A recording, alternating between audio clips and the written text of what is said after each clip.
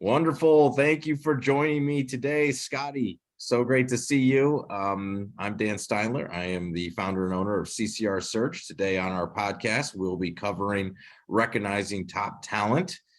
Scotty has been in the space and running teams for some time. I know you did 10 years at CareerBuilder. You had an excellent run there, won a lot of President's Clubs, ended up running, I think, the largest business out of Chicago while you were there. And then most recently, you've been CRO of a number of companies and Series A startups. And Scotty, why don't you give us a little background on yourself, and then we can start talking about how you find top talent and what they look like before you bring them in to build high-performing teams. Awesome. Well, Dan, thanks for having me.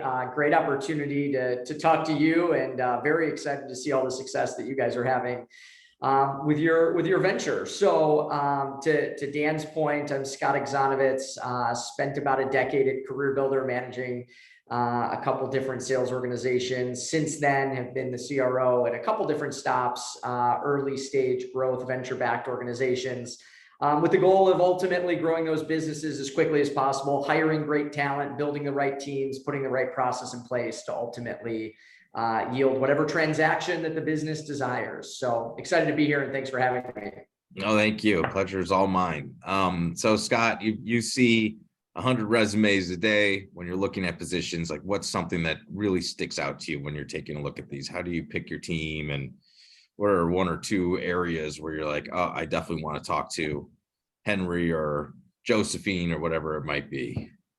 Yeah, absolutely. I think every resume, specifically when you're talking about quota bearing or quota carrying sales folks, you're going to see certain things, right? They're always going to have a track record of success. They're always going to have metrics in there that show, to your point, whether they won a President's Club or achieved quota and how much they exceeded that. So those are almost table stakes. But beyond that, what I really love, and this is probably the thing that's most important to me, is can they clearly articulate, both written in their resume or a cover letter to some degree, but then also verbalize in an interview, can they clearly articulate what makes them successful? There are plenty of people who have just been dropped into fortunate situations. We like to joke, we're born on third base, right? So they were in a growth environment where the business was doing well, the environment was doing well, that industry was doing well, and they were dropped into a book of business where they were ultimately able to find success. That is great. And those people, we continue to want folks like that and look at folks like that, but can you articulate why you were successful? Can you identify that those were the reasons that you were successful in that role? And what do you do day in and day out, month over month, quarter over quarter, and frankly, year over year, that demonstrates some level of success? Do you know what you're doing that yields the results that you're ultimately getting at the end of it? And that's an important aspect for me. It's almost, if it's not the first question, it's one of the first two or three that I like to understand, which is, tell me how you do it. Tell me why you've been successful, how you got to where you are today. Very nice. Actually, let me back up a minute, and then I want to dig into your process there. You mentioned cover letters. We don't see too many of those anymore. Does a cover letter stick out to you? It's interesting. It's this blessing and a curse, right? It's one of those things that there are organizations, you can't really mandate them because you probably are going to screen out a level of candidate that's just not interested in filling that stuff out or writing one for every particular opportunity they apply to. But on the flip side of it, it really can be a great differentiator when you're starting to look at how do people talk about themselves, how do they articulate what they're looking for and what they want. So we do not require them. However, we strongly recommend them when getting an application. Now, will we disqualify someone if they don't have one? No, certainly not. However, if they do have one, if they're really thoughtful, they can really be an interesting differentiator. And we'll try to fast track that person through an interview process. Meaning, and to I'm sure your next question is going to be, hey, how do you differentiate those things? Well, I wouldn't lead off with, hey, I am qualified for role A, B, and C for reason X, Y, and Z. It's more about, hey, here is the background or the adversity or the experience in which I have that best positions me for the role, or at least what I can gather is this role is all about. Those things are really interesting. And then you start to know, who in the organization do I need this person to meet with? So you might actually, in some cases, divert your normal interview path to have people meet with someone because you're like, oh, I know that they're going to relate really well, or I know that this person's going to really want to dig in on that type of experience or that type of knowledge base. And that's really where you get the best feel for the candidate, but most importantly, the candidate gets the best feel for the company and the people that are here, which is ultimately what you're trying to do, is strike that balance during that process. Nice. Okay. That's very different. I have not heard that. So how long of a cover letter are you looking for? Are you looking for a couple paragraphs? Because like you were saying, I mean, they could pigeonhole themselves. Hey, my skill sets line up with X, and then you might see, hey, actually your skill sets line up with Y, and they kind of shot themselves in the foot. So what's like a good length, and are you looking for an impact statement? Tell me a little bit more about that. Yeah, it's a really good question. I think I typically wouldn't recommend anything really more than a paragraph, maybe to your point, maybe 2 paragraphs max. And I try to keep it fairly high level, which is, hey, I'm applying for an individual contributor sales role. I know that role, carries a lot of stress and pressure, right? You're carrying a quota. You might be in a position where you're going to be having a book of business. We're going to have to do a lot of pounding of the pavement and prospecting. So there's a lot of adversity that you're faced there, right? Your skin's got to be pretty thick to handle that type of business day to day. Hey, what have you done previously, or what type of experience have you had previously that sets you up well, or has demonstrated that you can handle that type of stress, pressure, but ultimately rejection? I'd love to see those things. And you see something like that, you're like, oh, this person's pretty reflective. They're pretty introspective, but they also have the experience and they know what it's like when they're kind of thrown out to the wolves, so to speak, to be able to go out and prospect and truly hunt. Nice. Okay. And then let's move forward with the actual interview itself. So now they've been screened, however, right? They've gotten through the initial process. They're on your calendar for the interview. How do you sort of dig in and start connecting those dots that align with maybe a really good cover letter, their resume, and then fleshing it out so that you can see if they'll be a fit for your organization? Yeah, absolutely. So, one thing I'm sure you remember, we used to share office walls at one point. I used to have a big wall in my, or on my back wall, I used to have a big whiteboard that said, make friends. Yes. And the reason that it would say that is I'm a big believer in people are buying you.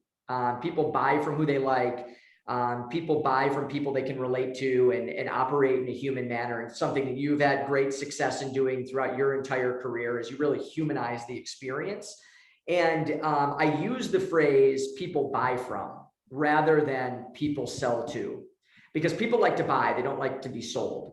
And so if you all of a sudden go into an environment and you're real, you're transparent, it's like you're having a conversation with a colleague or a friend on the street, that really makes a big difference in the way someone goes to market and the way ultimately someone sells.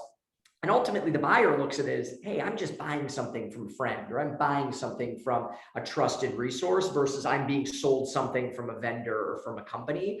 So it's the first thing that I try to do in an interview process is I really try to connect. I really try to understand who is that person as a person? How do they interact? How do they carry themselves? What type of dialogue or conversation do they like to have? And I have found that if people can do that in the first 10 or 15 minutes, it doesn't feel like an interview anymore. That person becomes more comfortable. That person starts to share much more transparently about how they go about their business. And frankly, I get a lot more out of it because I now understand how this person has been successful, but ultimately who they are as a person. And that's not the stuff that's, where do you live? Do you have kids? Do you have all those things? Interview questions that you really shouldn't be asking. It's just like, hey, talk to me about an environment where you have sold and you've had a ton of success, or talk to me about an environment where you really didn't have much success. And maybe why did those things happen the way they did? And what could you have done differently in that environment? You'll start to find a lot about someone through that experience. Very nice. Okay. That's really interesting. So, ultimately, if you look at somebody, what, a question I have around that is, how many employees do you have at Upshow? We've got a little over 100, about 125. Okay. So when you meet with people, and I know you meet with, we're all in Chicago, you're meeting with the big people coming from big firms. How do you flesh them out in that sense? Because you've got, individuals who haven't worked for smaller companies, and that comes with different strengths and obviously different challenges. So how do you sort of break that down so you make sure they're a fit based off of maybe potentially less resources than what they're used to? Yeah, that one's an interesting one. And I think it's one that startups face a lot. And frankly, startups or any growth stage company probably fails at. You just got to be very good at failing fast here. I like to draw a sports analogy, which is you're wearing a jersey and it's got two names on it. It's got a name on the front of the jersey and it's got a name on the back of the jersey. The name on the back of the jersey is likely your name, and the name on the front of the jersey is your company name. And when you come from a big company, that name has a lot of brand recognition, right? It's the Cowboys, it's the Yankees, it's the Lakers. When you go to a startup, that name's not recognizable. People don't know what that is. If you sell based off the name on the front of the jersey, you're typically not going to have a lot of success in a startup environment. And what I mean by that is, you know that in the emails that you send, in any cadences that you do, and in terms of reach out, in any phone calls, which is, are you leading with that brand, right? Hey, this is Dan calling from Google, has a lot different ring than this is Dan calling from CCR Search, right? Like those have different impacts. So what do you have to follow that next one up with? Which is like, hey, do I have to give a little information about CCR Search? Do I have to tell a little bit about what we do or how we've done it for similar brands like yours, Mr. and Mrs. Customer? There's a little bit that you have to do there. And how well and how quickly can you be agile on your feet, I think is really, really important to suss out in an interview process, to know if someone really has the skills and what it takes to sell in a smaller environment. And that doesn't even take into consideration resourcing, right? That is just, do they have the ability to get people on the phone and connect with them based on the value story that's going to make sense to whoever you're calling? Then you got to think about, hey, you know what? I might have to do my outbound own research, my outbound prospecting, and then carry it through the sales process without having BDR and SDR support, without having account management support, without having a team of 10 or 12 folks that's propping up the sales process. You might have to do a lot of those things on your own. And do you have the chops to do that is something you really have to try and understand.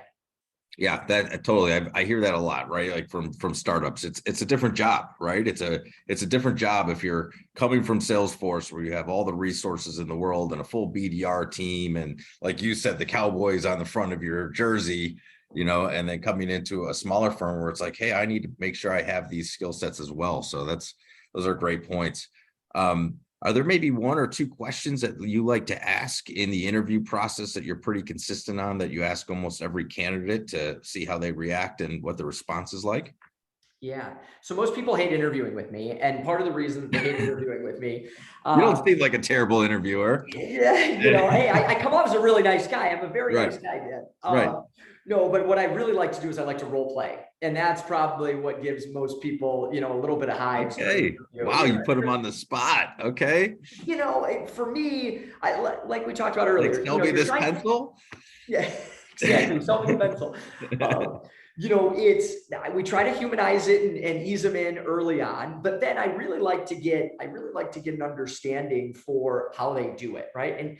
And telling me how they do it's really important, as we just talked about. But then showing it and being able to just flip into it, that's real life, right? I mean, how often have we been in front of executive stakeholders as sales professionals, and even not even as sales professionals, you're just in front of what our prospective customers, and the customer says, hey, what do you do? Who do you work for? What does your company do? And I love to just throw that question out. And you don't need to do that as it relates to Upshow or the company you're interviewing with, but you have to be able to do it for the company that you work for today, which is, hey, what is it that you guys do? Or what do you do? And if you're able to answer that question in a clear and concise, almost elevator pitch manner, I get a pretty good feel that what it is that resonates with the other side. And to me, that's really important. If you can't really distill down what it is you do, what it is your company does, and why that's important, so sort of does means to the business that you're ultimately trying to sell to or work with.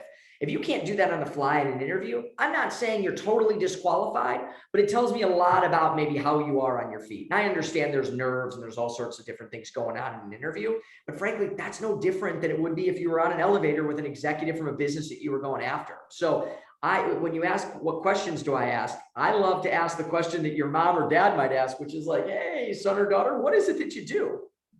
Wow, right on the spot. That's great.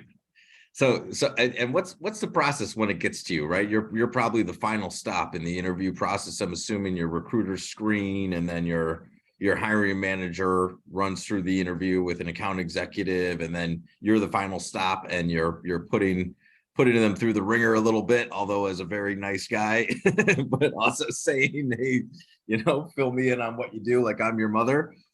Is that correct? Or are there any additional steps within your process? No, that's right. I think if you look at our process from start to finish, it's HR, screening, qualification, all of that. Then to your exact point, Dan, there's a hiring manager.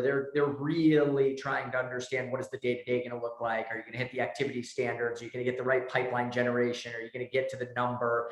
How have you demonstrated that? What's made you successful? All that good stuff. When it gets to me, the biggest thing I'm really trying to understand is the nature of being a self-starter. And you can't just ask, hey, are you a self-starter? Because everyone's going to tell you yes. And they're going to give you maybe one or two examples of how they've gotten themselves out of bed on a morning that they didn't want to get themselves out of bed. But to me, I'm really trying to understand like what makes your clock tick, what really gets you going, what motivates you, why is that the case? And I like someone that's got an edge or has some adversity behind it or really has some true urgency behind what they're trying to do, because ultimately a sales role it's an individual contributor job. Money is a big deal. And, frankly, you got to put in a lot of really hard work, and you're likely going to get quote unquote beat up in the marketplace before you ultimately earn your stripes and earn your dollars. So I've got to know you want that for you, not that you want that for me, or you want that for the company, or you want that so your friends think you're cool. You need to really want that for you. And so I'm trying to understand as much about the self-starter mentality as possible. And if you don't have that, it's going to be pretty tough to ultimately earn a job potentially within our organization. Interesting. Okay. My next question was around red flags, and that sounds like that's like the top red flag. Like if they can't convince you, being that they're trying to interview for a sales role, that they are a self-starter and they have the grit per se, then that sounds like, pretty much knocked out at that point. Is that fair to say? Yeah, that's right. I would say self-starters number one. I know there's a big stigma in the marketplace that if people hop around from job to job to job, that's not really that good. I'm less turned off by that than I am if someone hasn't gone through like a full sales cycle. Because if you think about it, folks that have been selling for a long time are typically going to have this full life cycle sales experience, right? Mm-hmm. Which is they had to initially prospect and sell the deal. They probably had to manage it through some type of like customer life cycle, and then probably even renewed that deal at some point. Well, as we know, especially in the software space, that's really changed. So, you've got customer success, you've got delivery, you've got account management, you've got BDRs and SDRs in the front end. The hunter salesperson has really been insulated by a lot of different resources. So to me, I'm not as nervous about the red flag as to why someone jumped around, as long as they can clearly articulate why. Hey, you know what? I maximized the comp plan. I figured out what it was. There wasn't I reached the ceiling. Okay. I just need a rationale for why. I don't necessarily look at a resume and see that someone's had 3 jobs in 6 years. It's not as scary to me if I understand the background behind that and what's sort of gone on there. So that's one that I don't, one of the. That's different. That's a little bit different. So the job hoppers, a couple different jobs in the last couple of years, as long as they can give you a really good reason, then they're pretty good to go. Okay. I mean, especially if they come with that grit. Can you think of anyone recently that your team was really excited about, and at the end you kind of shut it down and said, hey, you know what, this person just isn't going to be a fit for us, and anything that specifically stuck out with that individual? Man, that's a good one. I really, unless they're reporting directly to me, I don't like to make the final call on the candidate. I like the hiring manager to be able to make that call, which is, hey, if you're bought in and you believe in this person, in this process, then so be it. They're yours. There are a couple instances, to your point, where I might jump in and say, hey, we need to have that person meet with somebody else, or meet with them again and dig in further on this, maybe have them do a presentation or have them do this to understand maybe a little bit further on something that might have jumped out as a little scary. But I try to empower my folks, my direct reports, to hire who they believe are right for their team. But I'm also a firm believer, in big company, small company, you got to fail fast. right? You got to make decisions. You got to give people the right training and resourcing. You got to give them the right book of business, but then you got to get out of their way and you got to empower them to be great. And then you've got to really, hold them accountable to the different metrics that we look at, that we know deem success. And if you don't hit those things, you gotta move on quickly. That's great. Well, this has been fantastic. Incredible knowledge as always. For my listeners, if you ever have a chance to work for Scotty, you will very much enjoy it. You're constantly level and upbeat. It's very hard to find in a leader. So I truly appreciate you joining today. Really good information here. And I'll pass it back to you for any final thoughts or responses. And otherwise we can call it a day on today's podcast. No, well, first of all, Dan, thanks so much for the time. Really appreciate it. Every positive sentiment you share about me, I share right back with you. Mutual admiration. I think ultimately what I will say is the more and more this market gets crazier. I don't even know if there's a better word to describe it than crazy. The more and more I realize you need a true partner in finding and retaining talent. And you've been a great resource for us in that way, and hope for it to continue. Absolutely. Well, thank you very much, Scott. Always a pleasure. And we'll be in touch. Take care. All right. Take care. Bye. Bye-bye.